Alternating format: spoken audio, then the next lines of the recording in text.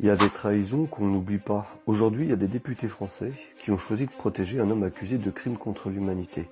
On parle d'un truc sérieux là, on parle d'un mandat d'arrêt international, là, d'une décision de la Cour pénale internationale.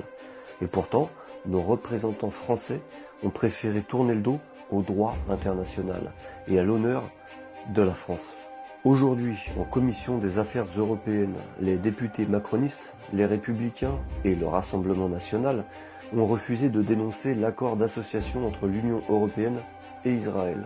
Ce vote allait bien au-delà du commerce. Il visait à suspendre les coopérations avec un pays dont les dirigeants sont visés par des mandats d'arrêt de la CPI pour crimes de guerre et crimes contre l'humanité.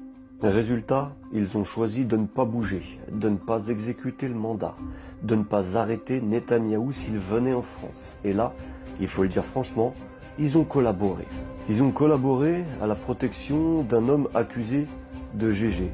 Ils ont piétiné les valeurs de la République, celles des droits de l'homme, de la justice internationale et du respect des civils. Quand la France protège un homme qui bombarde des hôpitaux, cible des enfants, affame un peuple entier, on parle plus de neutralité diplomatique, on parle de complicité morale. Gaza compte au moins 63 000 morts, des familles entières rayées de la carte. Est-ce que vous vous rendez compte? Et pendant ce temps-là, on a des députés français qui lèvent la main. Pas pour les défendre, mais pour protéger leurs bourreaux. J'aimerais bien savoir pourquoi Netanyahou est-il autant protégé.